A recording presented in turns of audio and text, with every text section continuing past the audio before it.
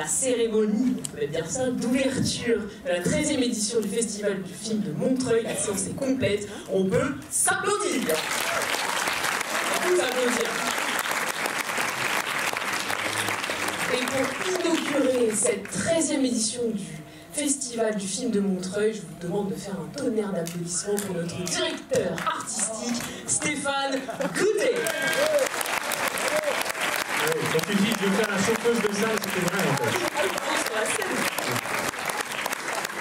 Bon, merci beaucoup Elisa. Ça nous fait plaisir de voir cette salle ronde. On ne doutait pas tellement qu'elle le serait. Elle a été en 2 heures, je crois.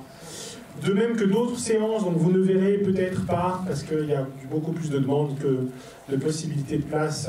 Jafar Panahi en train de présenter sa Palme d'Or, Un simple accident, mais vous pouvez le voir pour présenter Taxi Téhéran, qui est son film le plus connu et reconnu. Oui, mais présenté par lui, c'est plus le même film. Non, c'est un vrai événement d'avoir comme invité d'honneur de ce festival. Vous savez sans doute qu'il a été interdit d'exercer son métier et de sortir du territoire pendant 20 ans, il y a 15 ans exactement.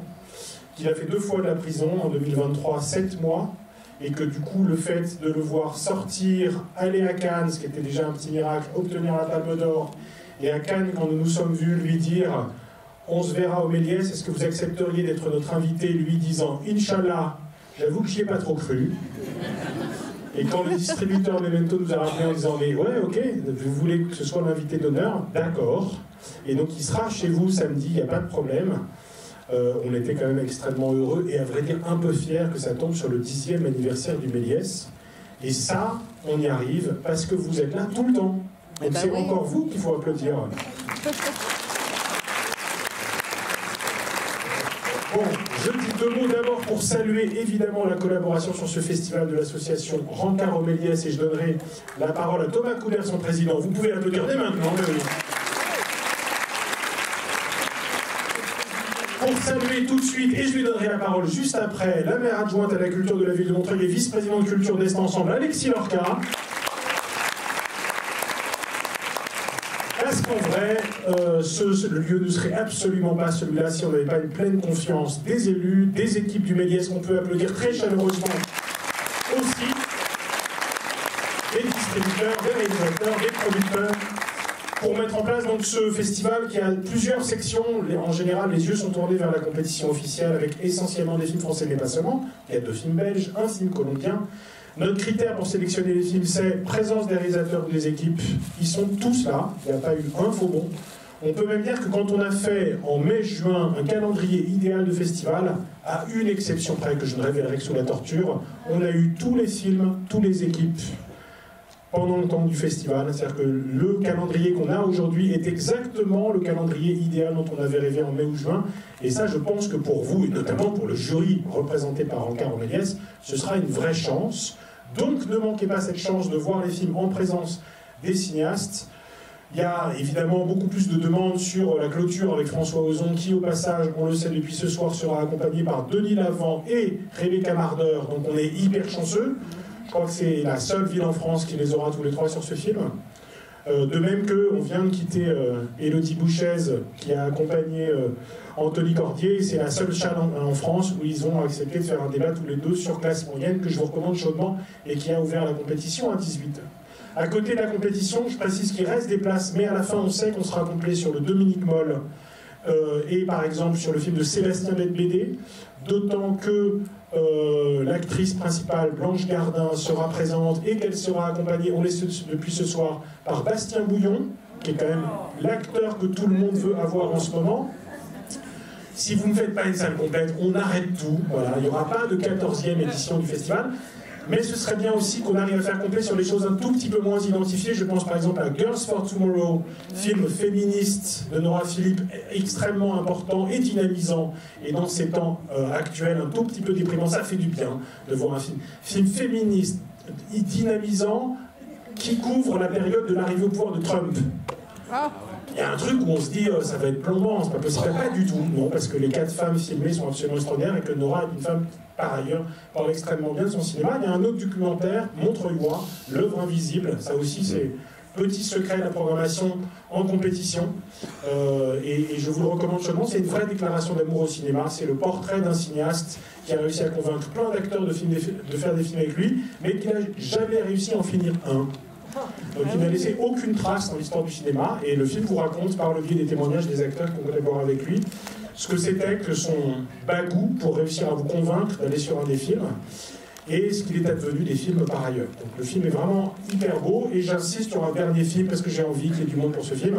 C'était un de nos coups de cœur à Cannes, comme d'autres. Le film s'appelle Un poète, c'est lundi soir, c'est le dernier film de la compète, et en général, on fait comme à Cannes, quoi. C'est-à-dire que les favoris, les films dont on ne sait pas d'où ils viennent, bah, ils arrivent en fin de compétition parce que personne ne les attend. Et franchement, lui, là, cet auteur, on a appris depuis, puisque le sélectionneur de la quinzaine des cinéastes était présent dans cette salle il y a 8 jours, que toutes les sélections cannoises le voulaient. Il ne vient pas de nulle part, c'est son premier long, mais il a déjà eu la Palme d'Or du cours. Moi, je pense qu'il finira par avoir celle du long. Voilà. Et donc, c'est sa première apparition publique en France. Moi, si j'étais vous, je viendrais, quoi. Ça, c'est pour la compétition officielle. Je dis 2 mots des autres sélections. Évidemment, la sélection circuit court que dirige Elisa Germain-Thomas, qu'on peut réapplaudir quand même, je trouve.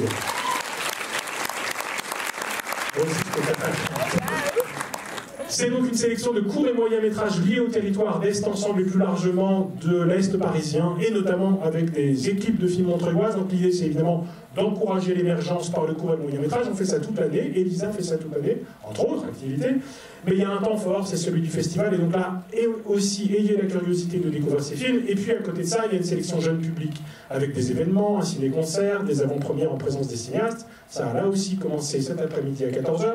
Et puis il y a une dernière section qui est la plus secrète, la moins fréquentée probablement, mais où il y a quand même des films extrêmement importants à nos yeux, qui est donc la section d'inédits d'aide au cinéma du monde. Ce sont des films qui ont eu le soutien des dispositifs mis en place par le CNC et par l'Institut français. Je viens d'apprendre, là, il y a 2 heures, que l'Institut français retirait son argent de ce dispositif qui devient du coup extraordinairement menacé, et j'ai envie de rendre hommage à Claude, donc je ne sais pas si elle est dans la salle parce que c'était plein et je ne sais pas si elle a réussi à se faufiler, qui pilotait ce dispositif par l'Institut français, qui vient de m'apprendre qu'elle était du coup au chômage parce que ce dispositif s'arrête pour la partie Institut français. C'est l'équivalent de l'avance sur recette, mais pour le cinéma du monde entier. C'est un dispositif extraordinairement important et qui contribue au rayonnement de la France. Parenthèse, Jafar Panahi, un simple accident, a eu l'aide au cinéma du monde. Ce film va se retrouver comme candidat français très sérieux aux Oscars. Sans l'aide au cinéma du monde, je ne suis pas sûr que ce film arrive à se monter correctement dans l'urgence dans laquelle Panahi a tourné. Et donc ce dispositif fondamental est aujourd'hui mis en danger par le retrait d'une des 2 institutions qui le soutenaient jusqu'à présent. Et du coup, on va évidemment essayer de réagir, et je le dis là pour le coup avec une autre casquette qui est celle de co-président de la 3e section de l'aide au cinéma du monde, pendant quelques mois encore.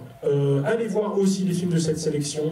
Vous n'en aurez jamais entendu parler. La majorité d'entre eux ne sortiront pas en salle dans ce contexte. Ils sont de pays qui sont trop ignorés comme territoire de cinéma. Aucun distributeur dans le contexte tendu qui est le nôtre aujourd'hui ne se dit « Tiens, formidable, je vais miser sur un film de cette nationalité où aucun film n'a jamais fonctionné en salle. » Il y a une frilosité qui correspond un peu à l'état de la société. Nous, on mise sur le fait que quelques-uns d'entre vous vont avoir la curiosité d'aller voir ces films en contrepoint de la programmation nationale et internationale des autres sections, et que donc ça vaut le coup de les montrer au moins une fois en salle, et peut-être même de faire en sorte que certains d'entre eux trouvent un distributeur grâce à nous, ce qui serait évidemment une grande fierté, ce qui a été le cas pour un des films montrés l'an dernier, Arnaud, un élève modèle, qui est sorti en salle et qui est dans le programme actuellement sur les présentoirs du Méliès. C'est le moment d'accueillir Alexis Lorca, vice-présidente à la culture d'Est Ensemble.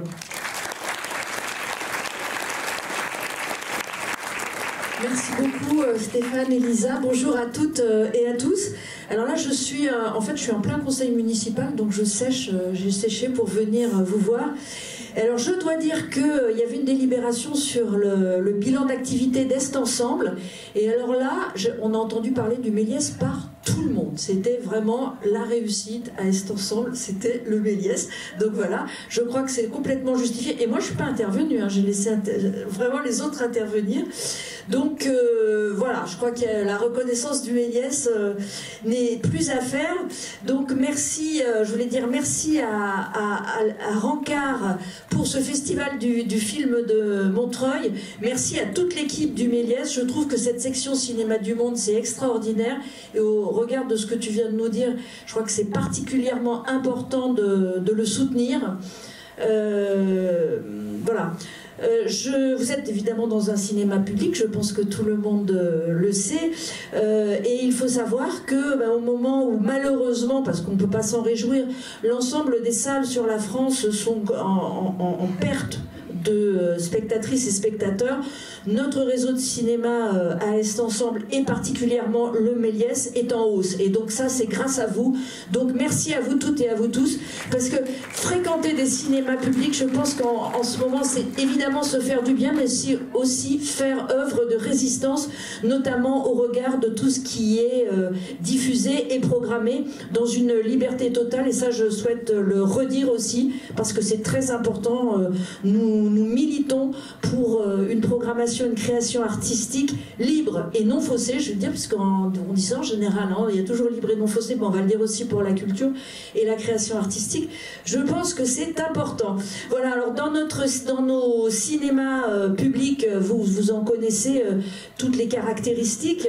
C'est ce que Stéphane disait, c'est recevoir des artistes, des réalisateurs, des réalisatrices qui viennent au Méliès peut-être plus qu'ils ne viennent ailleurs, parce que peut-être que cette atmosphère très particulière qu'il y a dans nos cinémas les séduit et les attire, parce qu'il faut quand même remarquer qu'ils viennent plus facilement peut-être au Méliès que dans d'autres cinémas privés.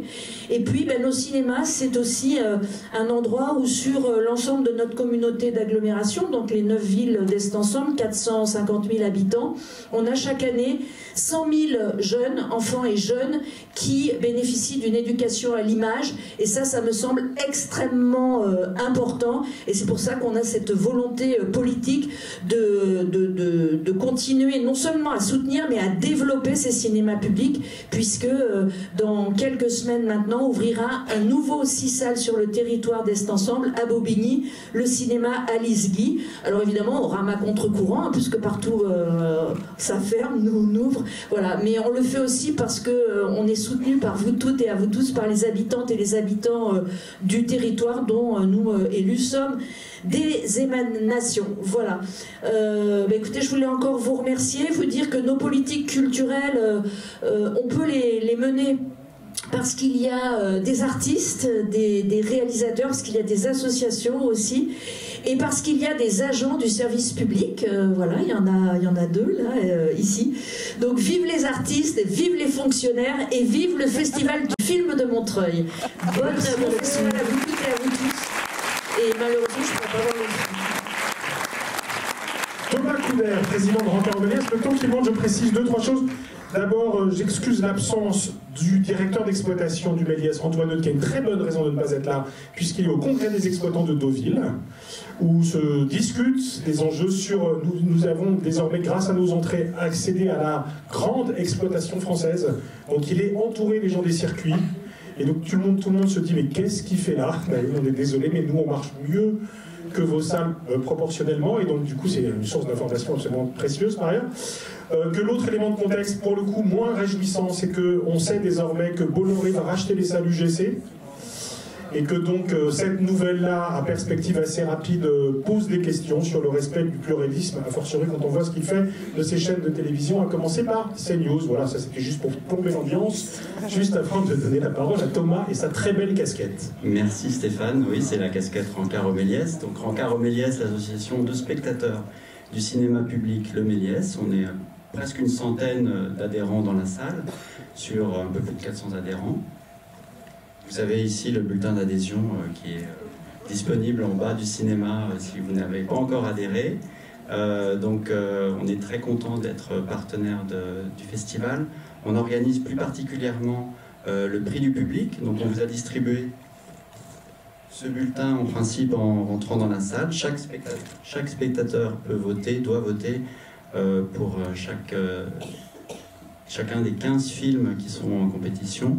Et donc, le prix du public sera décerné à l'issue de ces 15 films mardi soir lors de la cérémonie de clôture. Et nous organisons également le prix du jury. Donc, dans la salle, nous avons 9 membres du jury qui font partie de l'association, qui sont volontaires pour voir chacun des films et qui, juste après la fin du film, sans attendre les débats, eh bien, vont délibérer ensemble discuter pour pouvoir décerner le prix du jury de Rancard. Il y a d'autres prix qui sont pas organisés par notre association. Voilà. Rancard au Méliès, c'est également, bien sûr, pendant tout le festival, nous sommes présents, mais c'est également toute l'année, presque une séance par semaine que nous proposons, à des conditions privilégiées. Et puis c'est aussi l'organisation de ciné-débats, de ciné-cafés, de sorties culturelles cinéphiles et de moments d'échange et de convivialité. Voilà, donc bon film, bon festival, et n'oubliez pas de voter et d'adhérer. Merci à vous.